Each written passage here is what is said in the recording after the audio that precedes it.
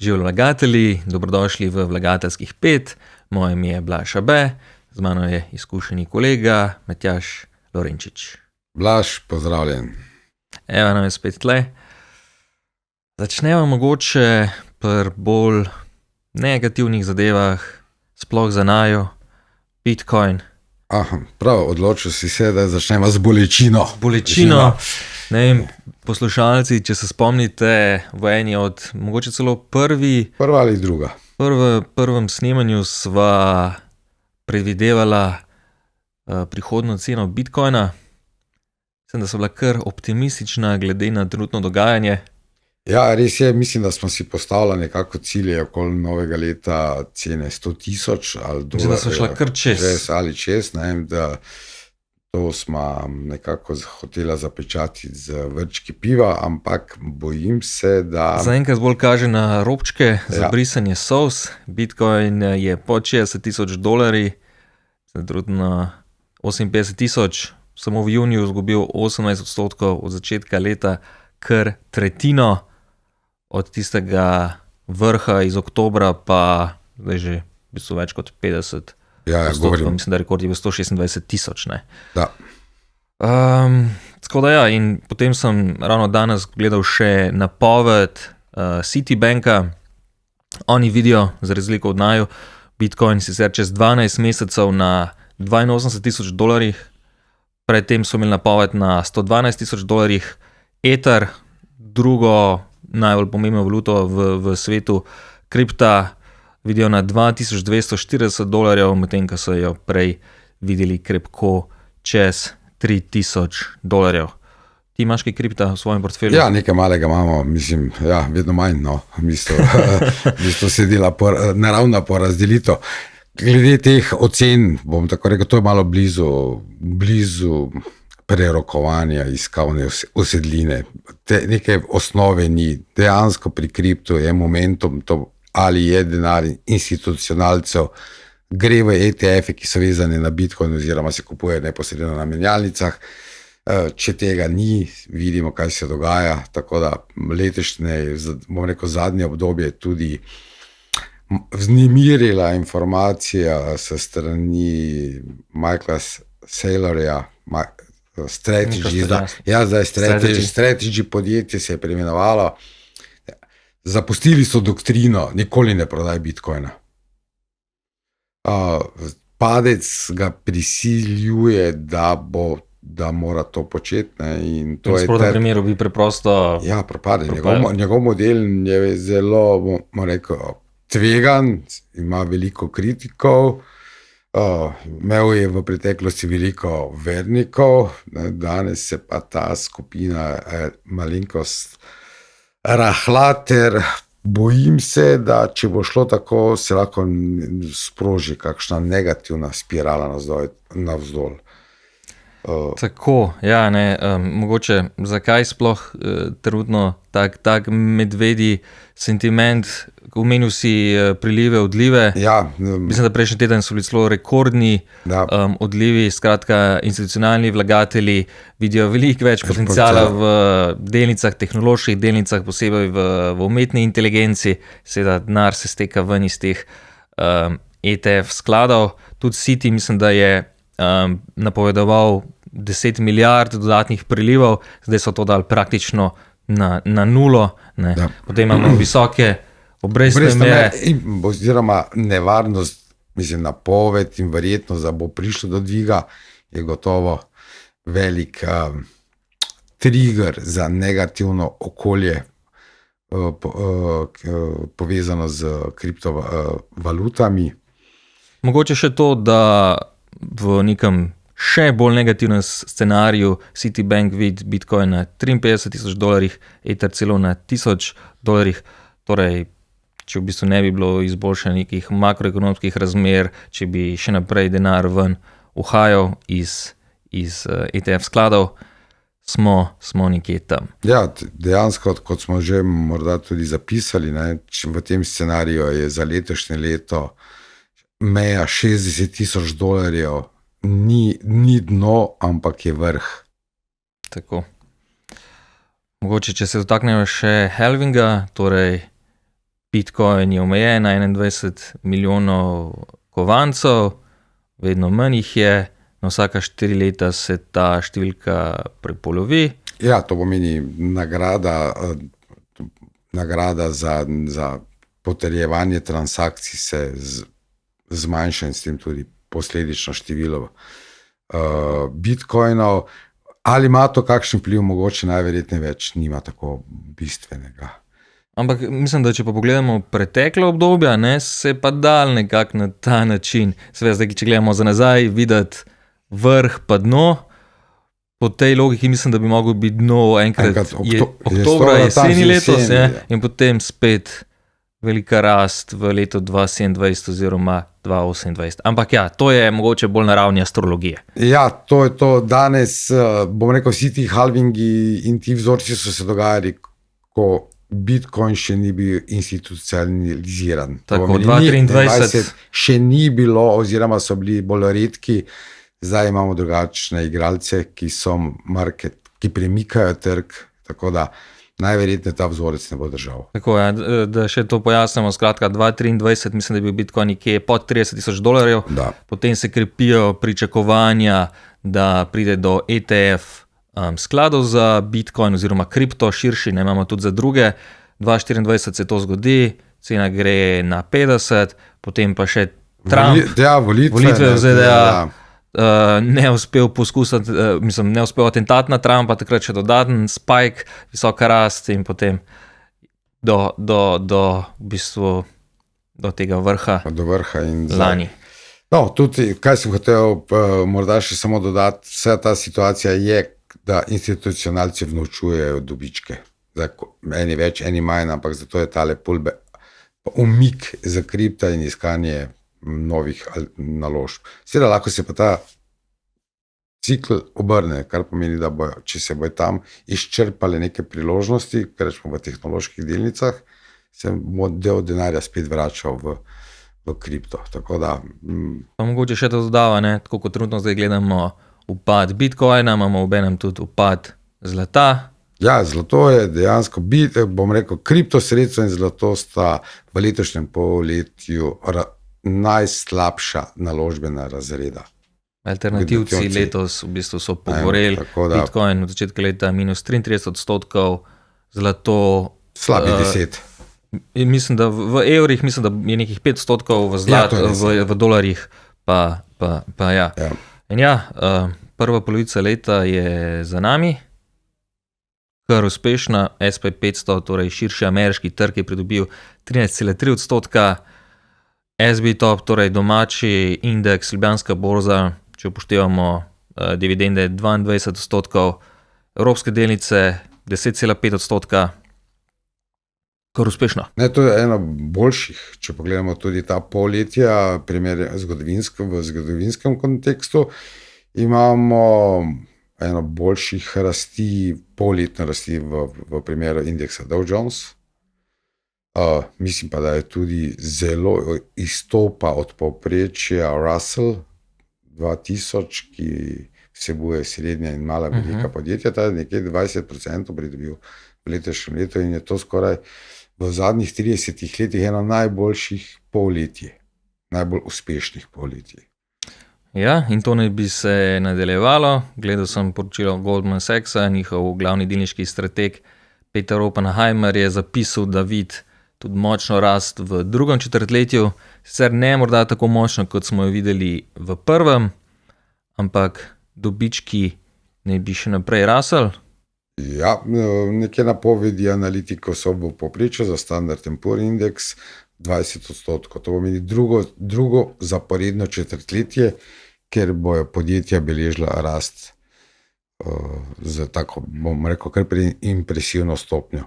Ne smemo pozabiti, da imamo za sabo, upam, da se je vse to počasi zaključilo, krizo v Perzijskem zalivu, eksplozijo, bom rekel, neke tudi motnje, eksplozija cen naftnih derivatov in resno motnjo, ki smo imeli v prvi polovici.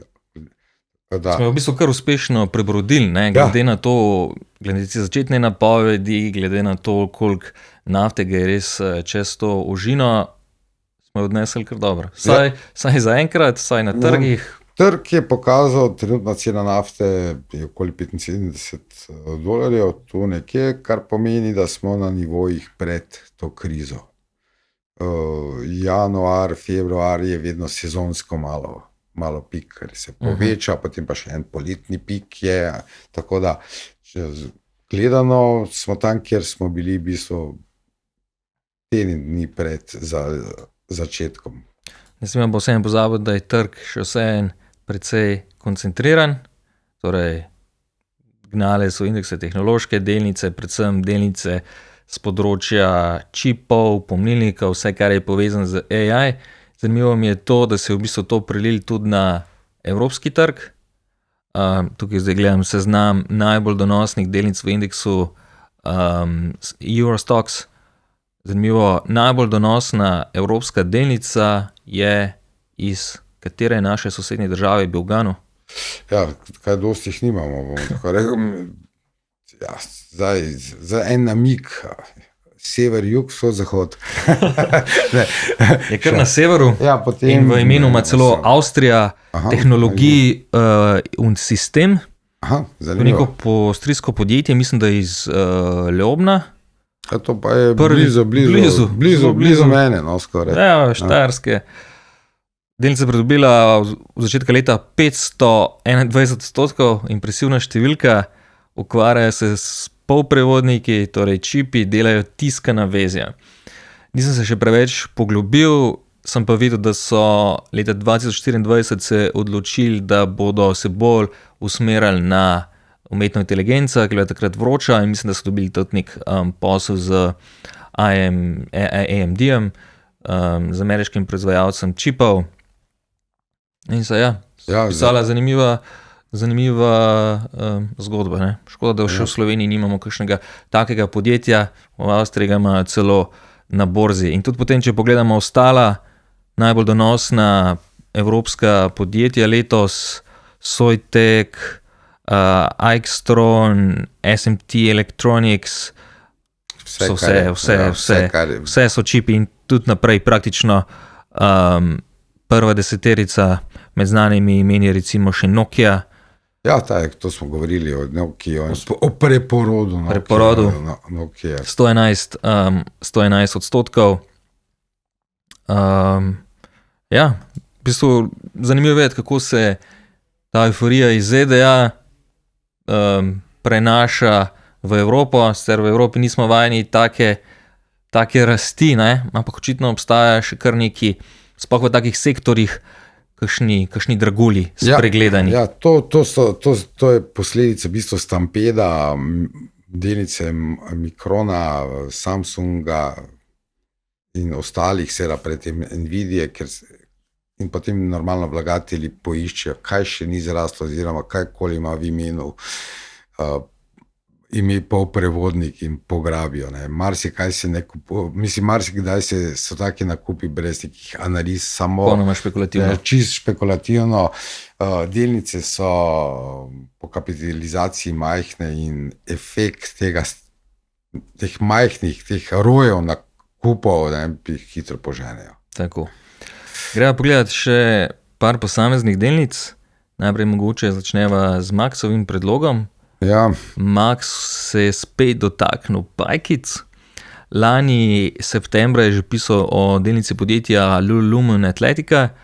Torej, to je podjetje, ki je na nek način, lahko bi mogoče celo rekel, revolucioniziralo področje pajkic. Ta ustanovitelj, mislim, da je Kanačan, Chip Wilson, je pred že 20 leti nazaj videl, da ženske hodijo na jogo, pa nimajo pravih oblačil za to, in je ustvaril funkcionalne, mogoče še malo modne pajkice pod tem imenom. Postali so globalno ime, verjetno najbolj prepoznan proizvajalec. No, ampak ta delnica je že nekaj časa v velikih težavah. Že lani je bila med največjimi luzerji leta. tako je tudi Max opazil, ker je gledal, katere delnice so najbolj na dnu, ampak težava je v tem, da je delnica spet, mislim, da je spet med top 10 najslabše, najmanj donosnih v indeksu. Zanimivo je zdaj to, da je Michael Burry, torej veliki borzni medved, ki mu je enkrat uspelo s pravilno napovedjo v zadnji finančni krizi, zdaj pa še vedno govori, kako se bo vse sesul. Skratka, Burry zdaj pravi, da je to zanimiva delnica. Zanimivo je mogoče tudi to, da je Max opisal bralec, malo potem, ko on lani objavil ta članek in se je celo nekoliko jezil, da Max te delnice ni kupil, da bi jo mogel kupiti. Skratka, podjetje je razmeroma še vedno zdravo, prihodki rastejo, kažejo se neke razpoke, mogoče da v ZDA rast ni več toliko zdrava, ampak po drugi strani pa Kitajska, mislim, da dela še kar v redu. Skratka, novi rezultati bodo septembra. Si ti kaj pogledal si to delnico? Ja, malo pogledal bom, rekel, to je moje mišljenje. Trenutno bi jo ocenil kot en taki value trap, mišolovka, kjer lahko padeš na limance. Zgodba je naslednja, moj pogled osebno. To te delnice imamo težavo, to so ameriške carine. Yep. Če pogledamo isto težavo, se srečuje Nike. Drugo, kar je, ali bo ta trg je sposoben rast letno na letnem nivoju 10, da ima dvomestno cifro.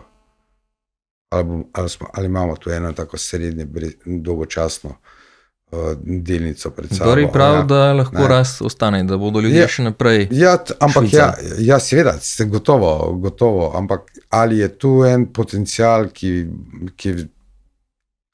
ali mogoče se pusti to delnico na miru in se kam drugam fokusirati energijo. Jaz bom osebno rekel, moj ni ravno ne glede, da je tukaj danes minus 50, pa da lahko se zgodi odboj, ampak nekje dolgoročno pa ne bo imel. Plus tega, da je to produkt, ki se ga, je blagovna znamka, je etablirana svetovna blagovna znamka, ima svoje neke followerje in levo desno, ampak bom rekel, vstopna pregrada konkurence je zelo nizka. To pomeni, kdorkoli se odloči, lahko začne delati podobno. Rečemo to konfekcijo. Pa da bomo tako vprašal. In pardon, samo to zaključim. In seveda letos, mislim, da so to maja ali junija, so pa še imeli en velik marketinški flop. Če kaj poznaš o tem? Mislim, da so jim že kar več. Ja, no, ta je bil res takšen generalno. Blizu Pekinga na kitajskem zidu so imeli dan posvečen kitajski kulturi in jogi in potem so prinesli en boben, na kar se je gotovilo, da to ni tradicionalni kitajski boben, ampak brendiran japonski, seveda japonska, kitajska, zgodovinsko težave, mislim, naredili so kar eno veselico. In ravno zato Burry pravi, da v bistvu slabo vodstvo podjetij lahko naredi največ za value investorja. Ja, ampak pravi, da ne sme to slabo vodstvo biti predolgo na vodstvu. To pomeni, mora biti malo, toliko, da se naredi škoda in naredi. Tako, da je to stvar priložnost. Ampak ne sme pa biti predolgo. No, vodstvo mislim, da pride čez neki čas, bivša direktorica, se mi zdi, da je Nike. Bomo videli, kaj bo, lahko dosti hitro spreobrne situacijo.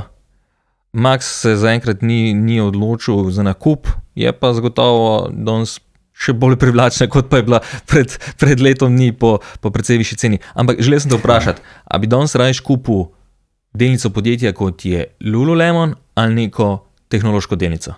Morda niti ne eno, ne drugo. Bolj me misel oziroma investicijska ideja me pelje tokrat spet malenkost bolj v nekem value zgodbe. Ja. Čist primer je bil zadnji teden, ko so se stresle korejska borza, popadali tehnološke delnice, seveda so se malo pobrale, ampak vseeno brazgotine ostajajo in videlo se je, da pa je Dow Jones, ki pač seveda predstavljamo bolj industrijske delnice, pa farmacija, finance, bolj ta tradicionalni del, je pa med redkimi delnicami, ki je pridobil. To pomeni, prihaja, morda so to znaki začetka močnejše rotacije tudi iz tehnoloških delnic v tradicionalne, bom rekel, neke value delnice. Da morda bi v to smer, to ne pomeni razporedacije tehnološke delnice, ampak samo malenkost, ne malenkost, da neko racionalno odstotek znižati. Deva naslednjič, kaj je v tej smeri, o value delnicah, mogoče samo da poveva, katere to so. No, da primer, če se čisto tako dotaknemo, morda pogledati farmacijo.